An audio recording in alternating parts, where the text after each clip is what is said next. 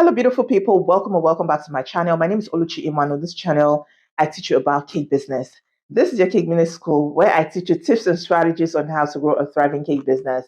I'm a cake artist that is based in Swindon, the United Kingdom.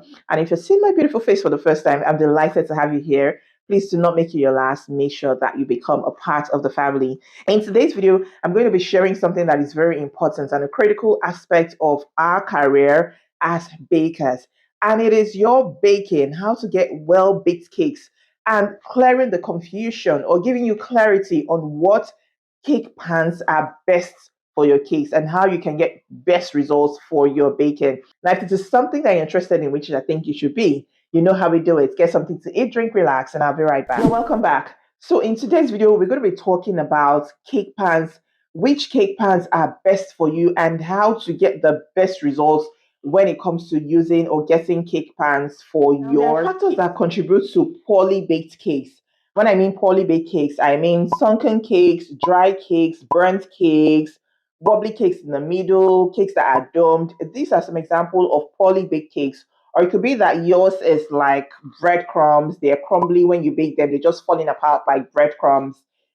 You can actually get very good and well baked cakes like you can see on the screen. These are my cakes, and that's what they look like currently. I have had to improve, and things have changed in recent times for me. And that's why I thought to share that this might be of help to someone out here. So, what could be a result, or what causes these poorly baked cakes? It could be a result of imbalance in your recipe. So, if your recipe is not okay, you would most likely struggle. You most likely struggle with getting a well baked cake. Another thing is using out of date ingredients. If you're not using ingredients that are fresh, that are potent, that are still active, it can affect the outcome of your cakes.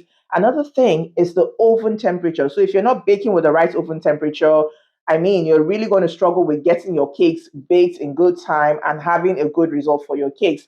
I've made videos on oven temperature, and I have a playlist where I've put videos that address where I've put videos that address oven baking temperature with regards to your cakes as a baker.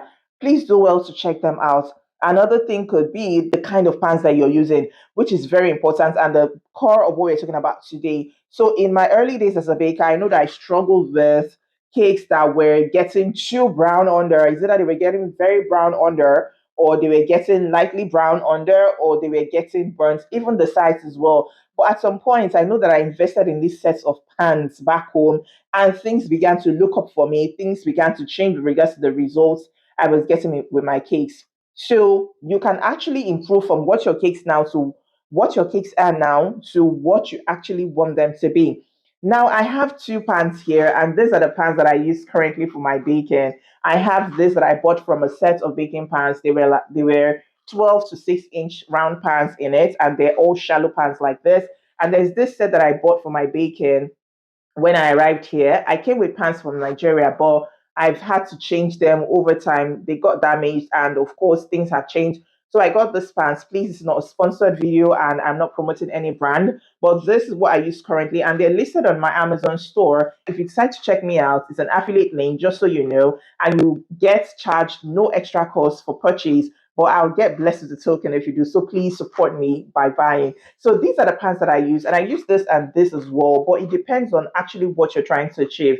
Now, there are advantages to using this type of pan and also this, and there are also disadvantages to using both of them. So if you're using this one, you know that you're going to get your cakes baked really fast. When I mean really fast, I don't mean like zoom zoom. I don't mean like a flash kind of fast, but I don't mean like baking in and out, but of course, it will not take as long as a cake that is baked in this pan would take. So that is it. But it means that if you're baking with this pan, you need to bake more cakes depending on the height you work with. So if you're working with like 10 inches, this should be about like 2 inches in height. So I have my tape here, and I'm just going to check with you right now. So just to be sure, this is just 2 inches. It's just 2 inches in height. I also have a video where I've talked about sizes of cake pans. So I don't know if you can see this, but this is it. It's just 2 inches in height, and it's a shallow pan. While this is, let's see, this is 4 inches. So this is 4 inches deep, and that's what it looks like. So this is just half of the high one. So if you know that you're looking to bake like a 10-inch tall cake, then you're looking to have 5 or 6 of this. If you're trimming your cakes, then you know you need to get more. But there's a way we usually hack it as well. I don't know, but you can actually hack it to get the real amount of cakes that you want. And for this, the downside is, or the advantage is that you don't need to bake too much. You don't need to make so many pans. While you might be looking at baking 5 or 6 cakes with this, you just need to bake maybe like 3 of this. If you're really baking them high, you can bake like 3 pans of this and split them in two. Sometimes you do not need to split them. When I use pans like this, I just feel a little above half, and that's how I feel the batter for my pans. Then one downside is this: it takes a longer time to bake. So it's either it takes a longer time to bake, or you need to preheat your oven for a good amount of time before you put your cake in the oven. Now, this depends on what the recipe calls for. Please do not quote me and begin to try and experiment. Make sure that you're learning from a tested and a trusted source before you begin to do these things. But I'm sharing from personal experience, and that's it for me. It's not for all of my cakes, but I know that when I bake with these cakes, it takes longer time because, of course, the batter is. Now, what are the things that you need to know, and how do you get the best baked cakes? The first thing is to invest in good quality pans. So this is an example of a quality pan. Invest in it. Make sure that you're buying the right kind of pans to help you. When I started getting flat cakes back home in Nigeria, it was because I changed my cake pans, and when I bake, they will come out flat. Before then, my cake used to have this dome on top, and I would need to trim it. But after I changed my pans, the sides were coming out nice, just a little light yellow, not dark, and they were also coming out flat. So invest in quality pants. The second thing I'll be talking about is that you need to line it the proper way. I've made a video on how to line it. I made a short last year. Unfortunately, I have not posted that. It is still in the archives. I don't know why. Don't ask me why. But this is it. Line your pan very well. So the way I line my pan is that I use a baking spray first for the insides, like so, and also for the sides. And then when I'm done, I cut a round parchment paper, which I can put here. Now, if you check on Amazon, you can see links to pay parchment papers that you can use that are already pre-cut. So you can either buy that one, or you buy parchment paper, cut it yourself, place it here, and also place around the sides. When I'm done with that, the third step is to spray it again. Now, this is a me thing, it's a personal thing, and that's how I prepare mine. I'm just sharing a guide so you can learn from it and apply these tips if you feel that you can do them and they work for you. So that's what I do, because you don't want to struggle with cakes being stuck to the pan. This was one of the issues I used to have in the past. My cake would get stuck to the pan, and in struggling to bring it out, it would break because you've used your spatula to go around, tapped it on the table, yet the cake would refuse to come out. And as you struggle to bring it out, it breaks into pieces, and it's just not a good experience. So, for cakes like chocolate cakes, oil based, especially red velvet cakes, carrot cakes, please make sure that you're taking extra measures to line the side. Some people just line the base, they do not line the side, but I'm sharing, like I said, my own personal tips on how I work with this. So that's the thing you want to know. The third thing is your oven temperature. You will have to make sure that you're baking with the right temperature. Even if you use pans like this and you're using the wrong temperature, you would most likely end up with a cake that is not well baked. So please bear this in mind. I have made a video and I have a playlist on oven temperatures. Please do well to check it out and learn from how I have evolved over the years when it comes to my baking. So, of course, you can steam bake, and also you can set your temperature right using an oven thermometer and knowing the right degree or temperature that you can use. So this is something you should bear in mind. Bake with the right oven temperature. Opportunity to invite you for Cooking with Oluchi happening this summer. It's taking place in August, and early bird registration is on. In this class, I'm going to be teaching you about cake business topics, sharing with you podcasts. I'm also going to be teaching you cake decorating, one cake recipe, and two frosting recipes as well. It will be an opportunity for you to have one-to-one consultation with me. So if you have questions, struggles with your cake business, it could be personal branding issues, it could be your personal, your persona as a person or as a baker. Please come talk to me. And you're also going to find an amazing network of bakers. I'm looking to invite one of my mentors, an A-list baker and a veteran baker. Please do not miss out on this for anything. If you would like to sign up, send me a DM on Instagram or email ibakecakesake@gmail.com, and we'll take it up from there. Okay, so please do not miss out Kicking with Oluchi for anything at all. It's going to be a wonderful time.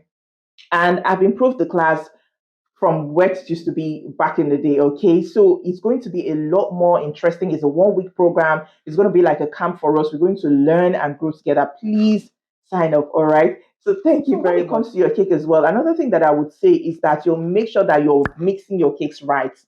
Mix your cakes properly, mix right, ensure that you have the right recipe. That's the beginning of the whole thing. If you have the right recipe, you don't even have to.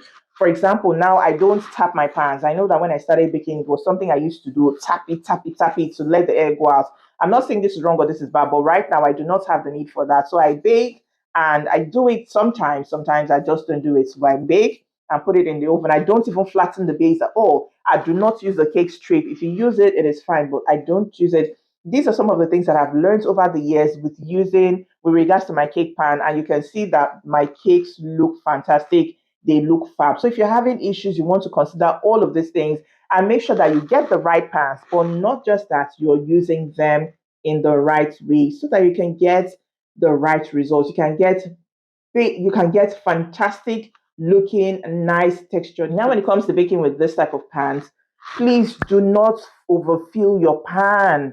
If you overfill your pan, then you're causing trouble. You're looking for trouble. So please do not overfill your pan because to take longer to bake, the middle is going to be wobbly. And if you keep checking it, pulling it in and out of your oven, it would collapse in the middle. And you do not want that to happen. So please make sure that you're filling just halfway and just a little above half or just a little above halfway and let it stay there. Of course, you can see my cakes on the screen. I've showed you before. Right now, I bake cakes that are high.